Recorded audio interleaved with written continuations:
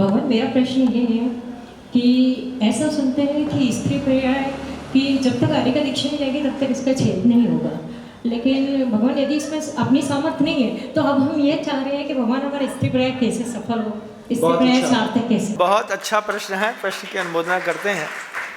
देखिए, एक बात ध्यान रखिएगा, अगर हमारी ये धारणा है कि आर्यिका बनने के बाद ही स्त्री पर्याय का छेद होता है तो ये भी एक भ्रांत धारणा है। भ्रांत धारणा इसलिए है कि कई आर्यिकाएँ पौराणिक आगम ग्रंथों में आप देखिएगा कि आर्यिका समाधि लेने के बाद ऊपर देवी हो गई, देवी होने के बाद राजा की पत्नी हो गई, राजा की पत्नी के होने के बाद विदेश क्षेत्र में जाकर के फिर स्त्री पर्याय में जन्म ले लिया, वहाँ से निकल करके फिर कहीं और चल करके स्त्री पर्याय छूट गई, मतलब फिर मिल गई।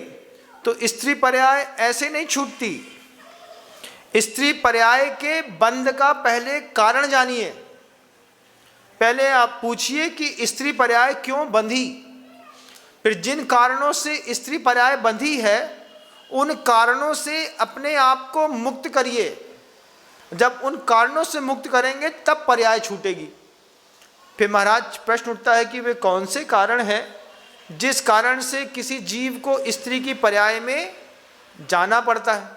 कारण पता चल जाए, कारण से अलग हो जाइए, स्त्री पर्याय छूट जाएगी। कोई भी जीव है, पुरुष है या स्त्री है, 5 दुर्गुण है जिसके कारण कोई भी आत्मा स्त्री पर्याय में जाती है। कौन से हैं? तो तत्वार सूत्र के 6वें अध्याय का 14वां सूत्र है, कसायोदया तीव्र परिणामस चारित्र मोहस्य।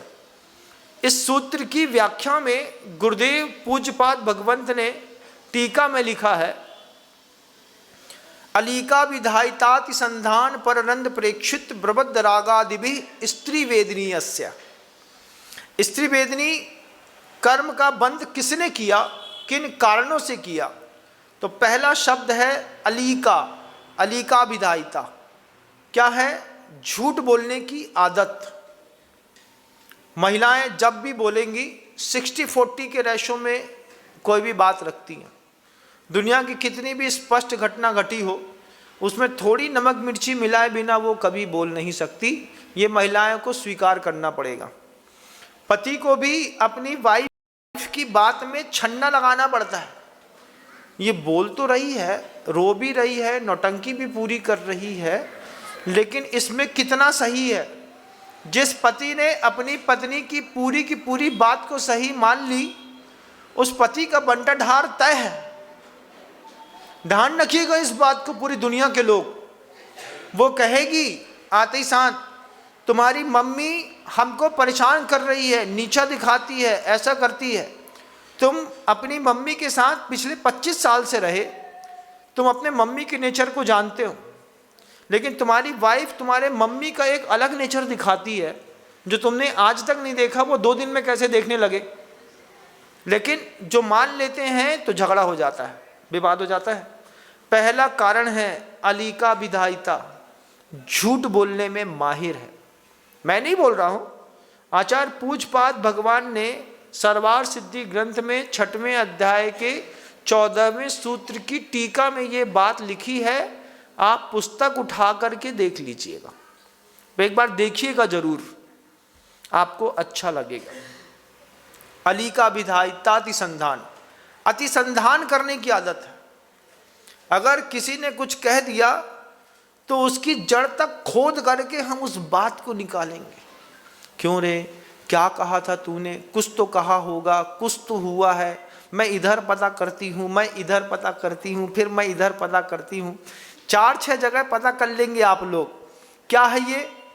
अतिसंधान करने की आदत है। गुरुवर कहते थे, पुलिस जिस केस को सॉल्व नहीं कर सकती इसलिए महिला को दे दो, महिला 3 दिन में सॉल्व करके दे देगी। वो बोलेगी तुमसे नहीं हो पाएगा, हम करके दिखाते हैं। मेंटल टेंशन पति का कम करने में महिला का बड़ा हाथ है। बोले तुमसे ना होगा, हम मंदिर में जाते हैं, 2 बात करेंगे और इसकी सही बात निकल करके चली आएगी। ये क्या है? अतिसंधान, अत्यधिक खोजबीन करने की आदत। अलीका विधायिता एक हो गया, अतिसंधान दूसरा हो गया। फिर अलीका विधायिता तिसंधान पररंद प्रेक्षित्व तीसरा शब्द है। तीसरा शब्द है दूसरों में दोष देखने की आदत। हम तो साफ सुथरे हैं, हमने तो कभी कोई पाप ही नहीं करो। जिनके देखो जी की मोड़ी भग रही है, जे इनके इतने भटक रही हैं, जे मटक रही हैं, जे चटक रही हैं, जे भटक रही हैं, जितना भी होता है सब पड़ोसी के घर में होता है, तो पूरी सफ़ेद चादर नहीं दिखेगी। इसका एक कोना जो है ना कटा है, एक तार निकला है। एक महिला को साड़ी दे दो, वो साड़ी में से कौन सा धागा कम है एक बार में बता देगी। और पुरुष को डिफेक्ट के कोई शर्ट पहना दो, वो क्या बोलेगा, अरे हो गया चलता है। महिला बोली ऐसे कैसे चला थे, एक धागा निकलो है, वो के पैसा कम करा के रहे हैं। पररंद प्रेक्षित्व दूसरों के छेद देखने की तीसरी आदत है। फिर प्रबद्ध रागादिभि शब्द के ऊपर जाइएगा, आचार्य भगवंत कहते हैं बहुत बढ़ा हुआ है जिसका राग और द्वेष।